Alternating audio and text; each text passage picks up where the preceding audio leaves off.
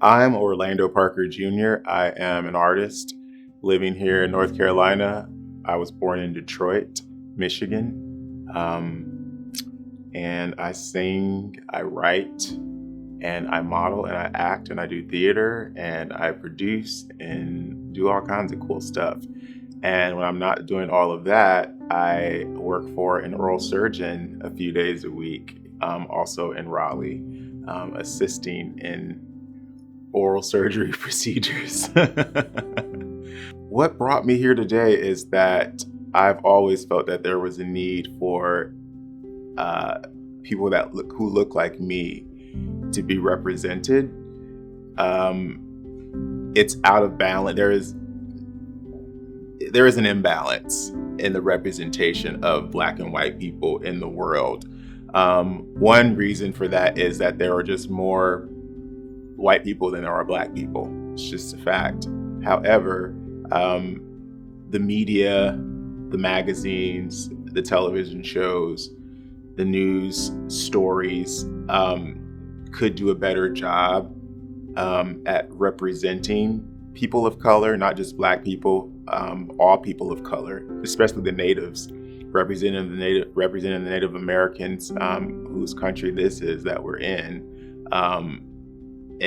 a fair and better light is something that I feel very strongly is missing. And so any opportunity for me to speak up and make sure that people who look like me are seen, heard, and accounted for, I take that opportunity. One of the reasons that I am an artist today is because growing up and moving around the country a lot and being isolated and not having a lot of friends growing up, I was able to see people like Tyson Beckford and Naomi Campbell, Luther Vandross, and Whitney Houston on magazine covers. And it was always the same few Black artists rotating on all the magazine covers over and over and over again, because there was only a handful of them at that time when I was growing up. And they inspired me. They allowed me to see that I could be on that platform, that I could be on television. There was no one in my neighborhood that was on TV. I had no other reason to believe that I could be on TV other than the people who were on those magazines. So that's how important it is for people who look like me to see themselves represented in the world, or look like an Asian person or a Middle Eastern Indian person, whatever that is. It's important for people to see themselves in the world, to understand that you can be in that place, because sometimes it's hard to see yourself there just based on your parents telling you, yeah, you can do this and you can do that. It's like, okay, but how does that really look in real life? Because I don't see it. So now that we've seen at least one Black president, for instance, we know that that is actually a realistic possibility. It's not just something that we were told growing up, like, yeah, you can be president one day. I was told that long before Barack Obama became the president, and I can honestly say I didn't really believe it. I felt like, my parents were trying to gas me up and give me that confidence that any parent would want to give their child. Just saying that, you reach for the stars, you can do whatever you want to do. And it's just like, yeah, sure, mom, But now we know you can actually do that. We know that you can perform at the Super Bowl. You can own an NFL team and be a rapper at the same time, because we see people like Jay-Z doing that. So that's why it's so important that we be represented. And when I hear that any, organization is going to be in my neighborhood speaking to people about equality or anything that relates to me, I'm going to make sure that people that look like me have a voice and a say-so in that, because on a personal level, I'm very tired of people speaking for me and for my community and not even extending an invitation for us to come in and speak for ourselves. Navigating as an artist in Raleigh has been particularly challenging because there is a lack of equality. And as I was saying before, it's hard to talk about equity without there even being equality. There's nothing to be divvied out if I'm not even being given an opportunity to begin with. So I feel like equality is, providing everyone with an equal opportunity And so if you provide equality to, say you're a music venue who provides, equality to the artists in the community to come and perform, and you give everybody an opportunity to fail or succeed at selling out those shows, because at the end of the day, that's the name of the game, is you have to sell tickets. Doesn't matter what your race is. So equality is, saying, I'm going to give you the same opportunity that I gave this white artist to sell out a show. And if you can do it, great. If you can't, then okay. And then once we provide everyone with those opportunities, then we give them the same promotion, the same exposure, the same hype that we give every artist. And I feel like that's the equity, proportionately, it's distributing everything evenly. But there isn't any of that in this area. And so what I've determined or found that I need to do for myself is create the opportunities. So, because they were just not being given to me. And so it was either give up or start creating opportunities for myself. And I was not going to give up, because I didn't think that was the answer for the artists that would need to come behind me. I thought I had a responsibility, because I was in this space at this time, to make sure that I left it better than I found it. And so that means producing my own music, no matter how many mistakes I'm going to make doing that. And I have made mistakes producing my own projects, because you don't have sometimes the guidance that you would like when you're doing things on your own. And sometimes you don't have the finances that you would like to get it to the quality that you would want it to be. So you learn and make all those mistakes along the way, which I have made.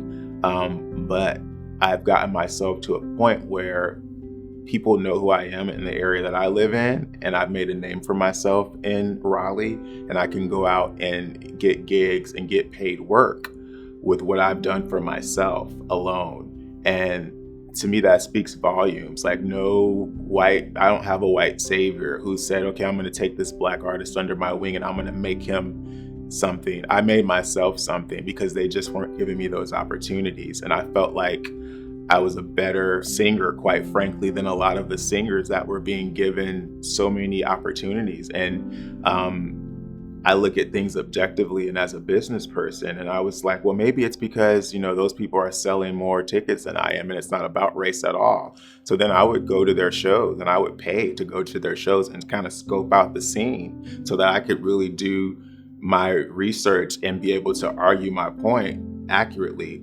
And I would go to their shows, and there wouldn't be people there.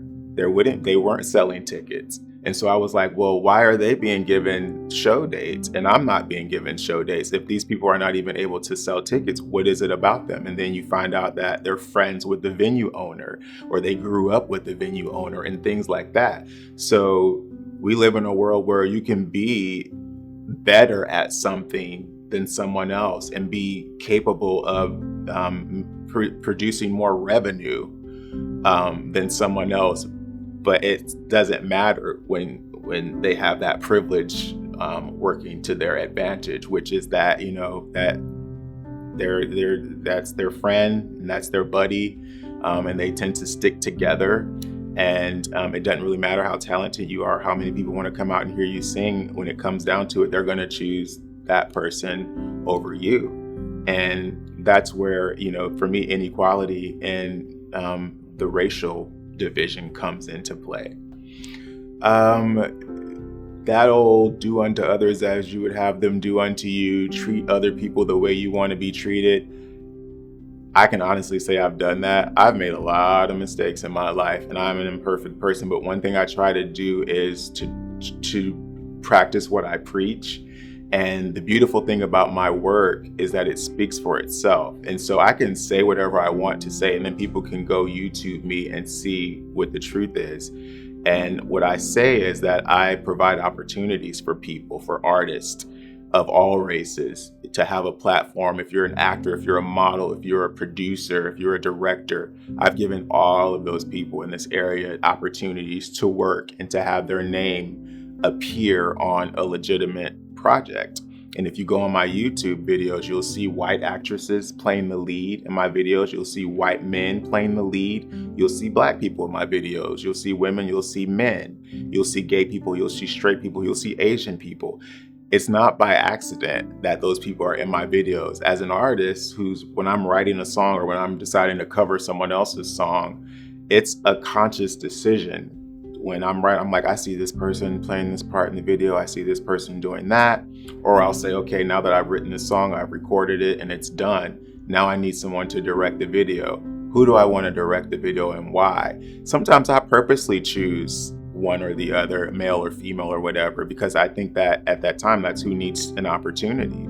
And I want that energy on my project. There's many different things that go into why I choose who I choose. I never choose people out of desperation or because no one else wants to do it. It's always, I want this specific person for this particular reason on this project, because this is what this project needs to be the best that I think it could be. And so in my work, I've used everyone, and I've given them an opportunity, and I've shot music videos in this area, and I've put out casting calls to say, hey, if you're a model or an actor, you want an opportunity to have your face on camera, then come out to the video shoot. And the community, they've done that time and time again. I've gone to local businesses and I said, I'm going to shoot a video, and would you like to have your business featured in my video? It's free exposure for you, and it also gives me a free location. That's how I have to approach things. Like, it's a give and take. And so I've done that for many, many years, and it's represented in my work. And so that's how I am able to give back. And like I was talking to someone earlier who's not from here, who's working on this project. There was an pair who I modeled with years ago. She's from Italy and was living in Raleigh at the time as an pair, which is like a babysitter from what I understand. And we did some work together, and she said, I know you're going to be doing big things one day. If you ever shoot a music video, please consider hiring me for the video. And I said, of course I will. And at that time, I didn't have any plans of doing anything like on that level. And once I did get to the point of shooting my first music video, she was living back overseas, and I happened to do it over there. And I hit her up and I said, hey, I'm doing that video that we talked about all those years ago. Do you want to be in it? And she was like, sure. And she got off work and came. We were in London at the time, and she came and she was in my music video. And I thought that was such a beautiful full circle experience of just not only trying to keep my word, but trying to give another artist who's just like me an opportunity to shine. And she was in the video, and later on, she got agency representation, and they needed her to give them certain things. She needed to have an IMDb credit or whatever it is, and my video is credited there. And so she was able to use that to sort of legitimize herself to get into this agency. And she got in, and now she's like doing extra work on blockbuster films now. And so that's a way that you can use what you're doing to sort of lift up the next person and give them an opportunity. And she's probably doing bigger stuff than I am at this point, honestly. But it started with me giving her an opportunity. And I have no ill feelings about, oh, she's doing better than me now, and she started off with my stuff. It feels good to know that she got a part of her start doing one of my projects. So using my art and my voice to have the difficult conversations is difficult, because studying musicians in the music industry growing up, I understood that, especially for a Black artist, you had to be if you wanted to be successful, you had to be as mainstream and likable as possible. That's why the people who I looked up to, like Whitney Houston, for instance, who's my favorite singer, like, you never really knew what political party she was. You just knew she was a great vocalist, and that's what she was known for, because they didn't want those things to, they didn't want people to dislike her because she's a Democrat or she's a Republican. So you realize that when you go into the professional world in general, that you don't want to talk about religion, sexual orientation, politics, and all those things, just because it creates division. So for me to start talking about those things, it was very difficult, because I knew that it would shut doors for me. I knew that standing against HB2 in public and standing up for LGBT people, Black people, transgender people was going to turn people off to me, or vice versa. So that was difficult, but I felt like I needed to be able to sleep well at night, knowing that I did my part and that I was true to myself. So I had to be willing to not be as successful as maybe I would have wanted to be or want to be, by speaking the truth. And so in my work, I've talked about, there's a song I wrote called Transcend, which I wrote because once I joined once I joined the movement to stand against HB2, a lot of people were telling me that you're probably not going to be able to get as far as you want to go because you've turned a lot of people off now by doing that. And I wrote that song, as I was sort of going through a depression, and it's a simple song, but it just says to transcend and go beyond the limitations that people try to impress on you. Because a lot of times when people say like you're not going to be as successful as you could have been, it's coming from a place of fear. It's their fear based on their own experiences. Even sometimes our parents have been rejected, or they've had things happen to them and they're afraid the same thing is going to happen to you. And so they try to help you avoid those pitfalls, so they think. And so they place limitations on you out of fear. And you have to go beyond that and transcend their understanding. And so that's what I've done in my work is I've transcended the things that people have tried to put on me as far as what I should speak up for and what I shouldn't speak up for. What do I want to see from my community that I live in? I feel like I live in the heart of Raleigh, which is downtown. And I've been living down here for years. And this is predominantly where I perform, is downtown Raleigh. And I shop here, I support the local businesses, and I would like to see them support me. And when I say me, I'm not saying me, Orlando Parker Jr., I'm saying my community, the Black community. I would like to see local businesses support us, and not just with social media posts. I would like to see them investing in us financially, because our economic power is a superpower. We spend a lot of money, unfortunately, on material things. People do in general, but statistically, I mean, the numbers have been done for how much money, the billions that Black people spend on retail and things, and it's significant. And if we were to take that back, there would be a significant impact on businesses, especially local businesses. And they need to understand that and respect it. And they need to do their part in sowing back into the people who have sown into them, especially local businesses. I feel like they ask more of the community than corporate businesses do as far as support. When things like COVID hit, they really needed the community. Local businesses did, especially local music venues, and I just don't feel like they give it back, and I have a huge problem with that.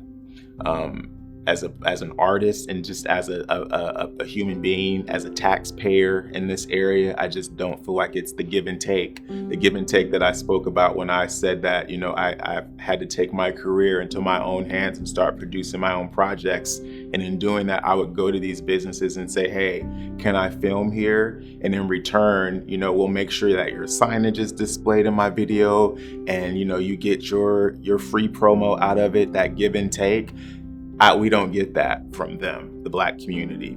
And I want to see them using their businesses to as a platform, and to promote diversity and to tell our stories and to expose us to their customers, so that their customers, who are predominantly white, are not afraid of us and don't dislike us based on some news article that they wrote, that was written, and that they think represents all of us. Because you have to understand, most people don't live in densely populated areas. Most people live in rural areas. Sometimes those of us who live in these cities think that the majority of people live this way. Most people are not exposed to diversity and all these different looking people and all these people who dress like individuals. Most people live in rural areas where everyone is the same. So all they know is what they see on TV and what they hear in the news. And so if they're hearing, black man rob somebody, that's all they know about us. So it's up to other white people to change that narrative and to tell to share us with those people. And it starts at the local level and it sort of works its way out. I feel like a huge part of why we are still, at this point racially that we've been at for hundreds and hundreds of years in this country is because people still just don't know each other, and you fear what you don't know, and they dislike ideas of us that aren't really real. And so we need to be conversating and getting to know each other so that we can have a relationship and coexist in a harmonious way. And as long as we're all strangers still, it's easy to dislike people that you don't know. Once you know someone and they've been humanized and you know their backstory and you understand why they are the way they are, it makes it more difficult to dislike them. Unless you're just an asshole and you're just going to dislike them no matter what. Once you have that understanding of them, it builds empathy, like someone was saying earlier. And that's why it's so important that we get a chance to share our stories. And these local businesses need to be representing us in their work, in their posters, in their promotional materials. There needs to be Black people, and there needs to be Black people who don't look like Aunt Jemima and Uncle Ben and these slave-looking people. It needs to be professional, well-articulate, people who present well, because that is the majority of us. The majority of us are not being arrested and are not crackheads and drug addicts and rappers or basketball players either. So that's what I would like to see more of in my community, is representation and showing us in a positive light. I will say that some local venues will try to argue that, oh, we do book Black artists, but yeah, you book artists who show us I feel like don't represent me, and sometimes show us in not the best light. The things that they're talking about aren't representative of us. I mean, there's so many HBCUs out here and so many Black men and women who are graduating college and going on to be doctors and lawyers and things like that. Those people need to be represented. And people who are talking about drugs and cars and clothes and hoes don't represent those people. I mean, there needs to be something for everyone, but the majority of us Black folks, that's not what we're doing. We're going to work every day. We don't have the luxury of being at the strip club every single day. I mean, that's just not realistic. So don't perpetuate that stereotype. Show the real us, or either give some balance and show all of us. And so that's what I'd like to see more of. What do I think needs to be put out into the world? That's a good question. It would be easy to say what needs to be put out into the world is more love, because that's what everybody says. Of course we need love. But what we need more than love is respect. People need to respect each other.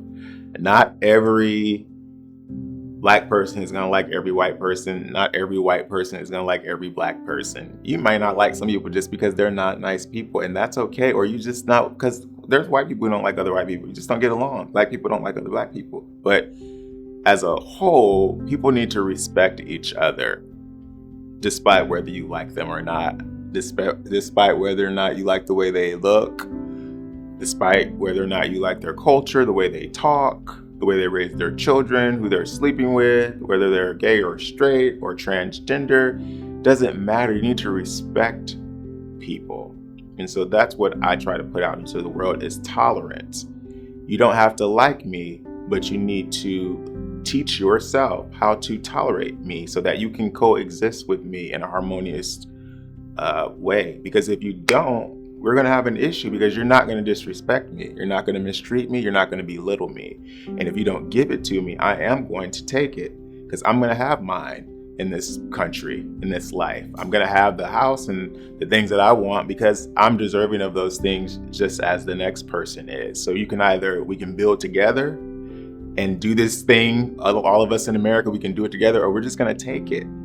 And we want to be treated equally. And when I say we, I'm talking about Black people, because that's who I represent first. I am Black, and there's nothing I can do about that, nor would I want to do anything about it. But it's important that we be respected as human beings, and we're not